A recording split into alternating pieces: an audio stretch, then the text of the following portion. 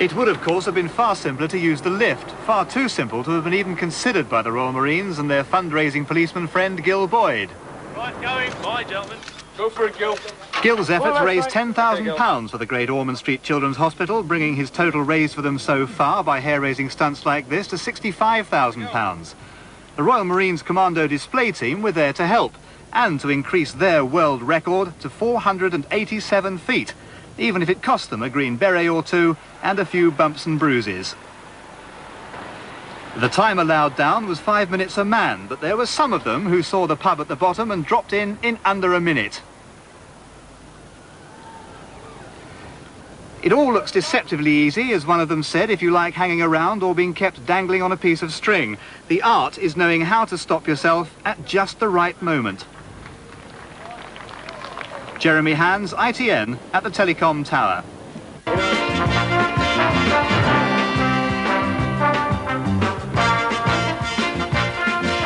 Today he came down London's British Telecom Tower the hard way, down the outside, hanging onto a piece of rope. That 484-foot trip with our commando company, Royal Marines, was a tribute to Gil's ex-partner, PC Bob Reynolds, who died of a heart attack last November after helping Gil to raise many thousands of pounds for charity in similar stunts. This report from Stephen Cole. You got your ambassador on, have you? Our commando company is the Royal Marines' own band of stuntmen. Together with Gil Boyd, they've stunned crowds for 5 years with their feats of daring. Today they were attempting to break the British record of 418 feet abseiling down a man-made building. That was set in Northampton last year. Today they were aiming for a world record of 484 feet. To keep an eye on the Marines was their own pin-up girl, Leanne Gray, Miss Globe and Laurel.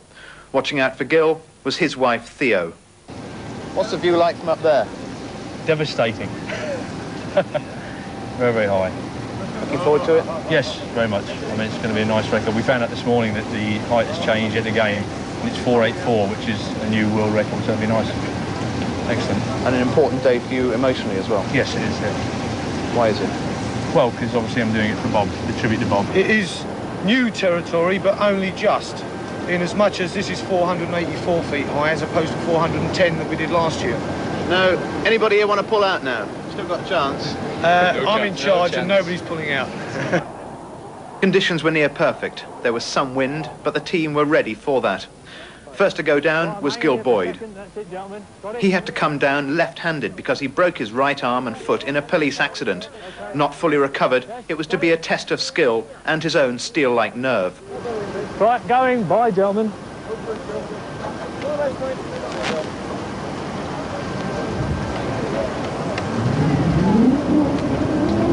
Yes, and now left the top for the benefit of those people who are listening to this. Very, very nice feeling here. Nice sun coming down onto the body as I come down. Great feeling. Hopefully nobody's going to be working in these offices below me, as I'm coming down fairly fast now, and the heat is just about coming through the gloves at this point. And a nice wave from a couple of people in the office here. Morning! Nearly there. Brake slightly right.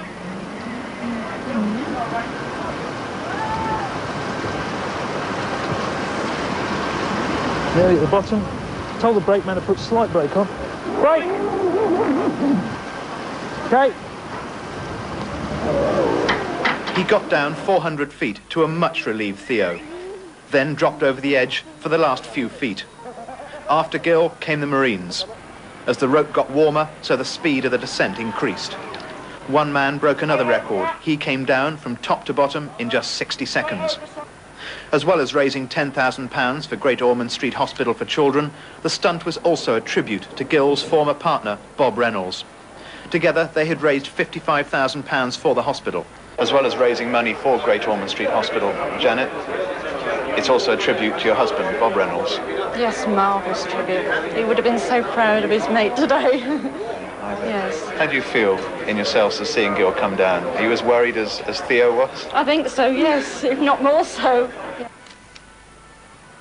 Now the Marines will take their skills around the showgrounds of the country, including the Norfolk Show.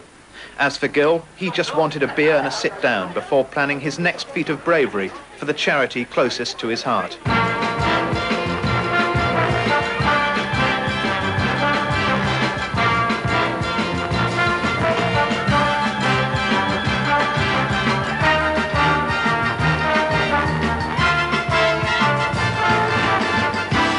Tower in London today and made their way into the record books as they abseiled down. A policeman and a group of Royal Marines made the descent of nearly 500 feet to raise money for a children's hospital. It would, of course, have been far simpler to use the lift, far too simple to have been even considered by the Royal Marines and their fundraising policeman friend Gill Boyd. Right, going. Bye, gentlemen. Go for it, Gil. Gill's efforts All right, raised mate. £10,000 for the Great Ormond Street Children's Hospital, bringing his total raised for them so far by hair-raising stunts like this to £65,000. The Royal Marines Commando display team were there to help and to increase their world record to 487 feet, even if it cost them a green beret or two and a few bumps and bruises. The time allowed down was 5 minutes a man, but there were some of them who saw the pub at the bottom and dropped in under a minute. It all looks deceptively easy, as one of them said, if you like hanging around or being kept dangling on a piece of string. The art is knowing how to stop yourself at just the right moment. Jeremy Hands, News at 10 at the Telecom Seq. Britain's daredevil policeman Gill Boyd staged his most spectacular stunt to date in London. He set a world record by abseiling 484 feet down the Telecom Tower. Like past stunts, the hair-raising venture raised thousands of pounds for charity, but it was also Gill Boyd's way of paying tribute to his colleague Bob Reynolds, who died last November. This report from Wesley Kerr. Today's dramatic descent down the Telecom Tower was simply the ultimate in a series of daredevil fundraising stunts by Gill Boyd. In 1983, he and fellow constable Bob Reynolds from Waterbeach set a record by parascending under 10 of London's most famous river bridges. Last year they revisited Tower Bridge, but this time to abseil down it.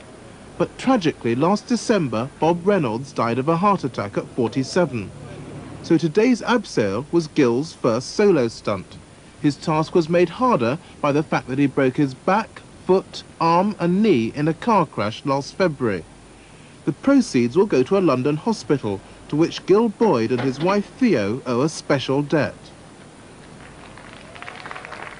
It's basically a debt of gratitude to Great Ormond Street. I owe them for the life of my son, who was taken there 5 years ago, and they saved his life without a doubt. And the dedication of the staff there is extremely praiseworthy. Was there a moment coming down when you thought, goodness, I can't hold on anymore? Not really, because if I had let go, I'd be coming down even faster, so I thought, no, I'll keep hold of this rope, although it burnt through the gloves, but that was worth it. Gill Boyd was followed down the rope by 6 Royal Marines. Not suffering from the handicap of a broken arm, they came down a bit faster, sometimes a little too fast. Watching intently was Bob Reynolds' widow, Janet, with mixed feelings about the stunt. Obviously, Bob was very much looking forward to this, and they'd been planning it for so long. But I'm just sorry he's not here. Between them, Bob Reynolds and Gill Boyd had already raised £50,000 for Great Ormond Street Hospital for sick children. And today's efforts by Gill and the Marines have added another £10,000. The Telecom Tower, using his left arm because the right isn't quite recovered from the crash. Today's escapade raised £10,000 for Great Ormond Street Hospital for sick children, on top of £50,000 that Gill and a late colleague raised from previous stunts. It's basically a debt of gratitude to Great Ormond Street. I owe them for the life of my son, who was taken there 5 years ago, and they saved his life without a doubt. 6 Royal Marines followed Gill into the record books for the longest abseil down a man-made structure. Despite a few bumps, they all landed safely. And the main news again. The government say its plans for the welfare state will be the biggest shake-up for 50 years.